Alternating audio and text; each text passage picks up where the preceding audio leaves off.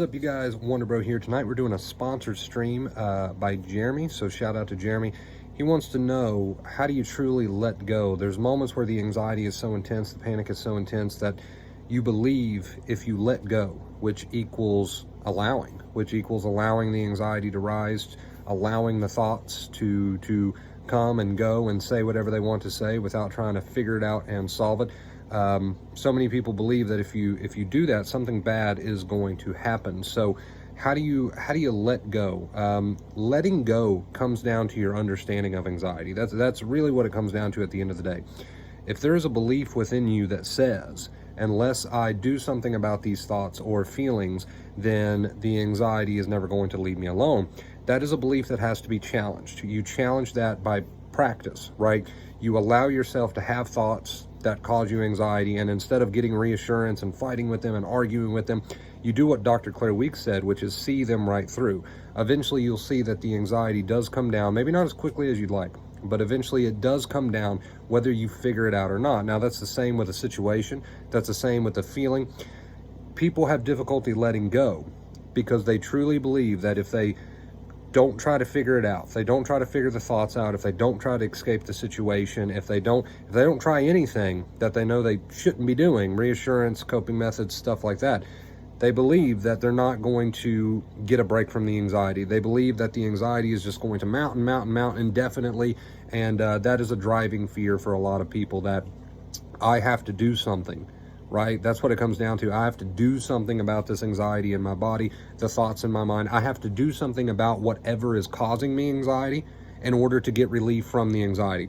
Now, when you do that, you get into a nasty cycle of things like compulsions, coping methods, so forth and so on. You might get short-term relief, but of course that keeps the disorder alive.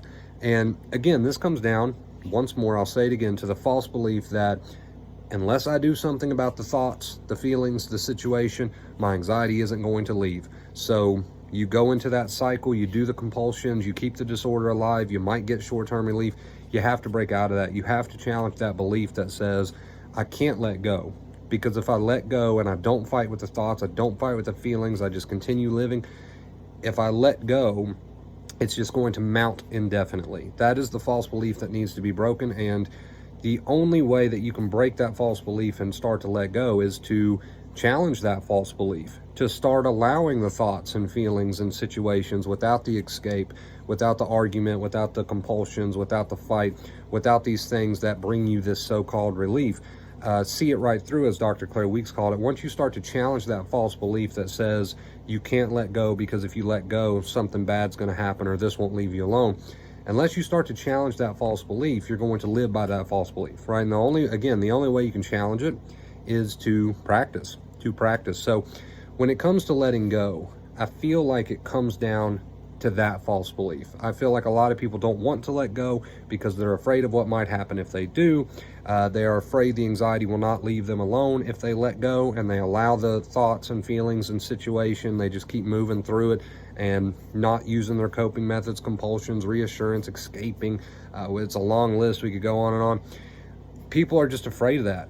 The way that they think anxiety works is not the way anxiety works, right? Eventually that anxiety is going to come down whether you fight with those thoughts or not. Eventually that anxiety is going to come down whether you fight with those feelings or not.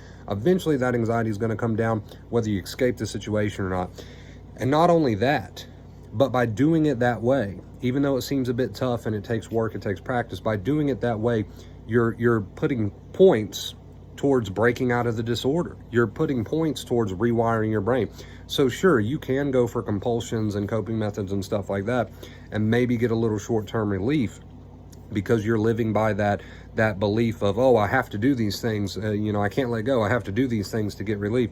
You're living by that, and you can do that. You can maybe get some short-term relief, but you're not scoring any points towards breaking out of the disorder. You'll have to spend your life satisfying anxiety, and that is no way to live. So when it comes to letting go, that is what I see in a lot of people. I can't let go because I won't get relief if I let go. And you have to challenge and break that false belief. You have to start facing the thoughts, feelings, situations, and see for yourself. That's the best way to break a false belief, not just me telling you on video.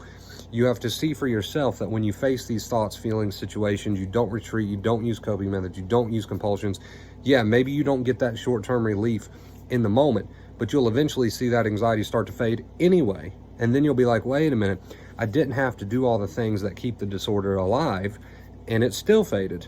Eventually, it's probably not going to happen on your time frame, and I want you to understand that. But if you keep at it, it will, and then you'll start to put points towards retraining your brain. You'll start to break that false belief that says, I can't let go, because then the anxiety won't leave me alone, right? So thank you, Jeremy, so much for sponsoring this video. I really appreciate it. Thank you guys for watching. It's past the 4th of July, but again, happy 4th of July if you celebrate it. And yeah, I love you guys. Thank you so much for everything. Leave a like if you enjoyed today's video. Comment down below. Let me know how you've been. If you've made it all the way to the end, I want you to comment down below and let me know what is the #1 thing that you've learned on your anxiety journey that you want to share with other people. All right. I love you guys. Thanks for watching. Subscribe if you haven't already. Check me out on Facebook, Instagram, Twitter, TikTok @VacateFear. And until next time, as always, stay awesome.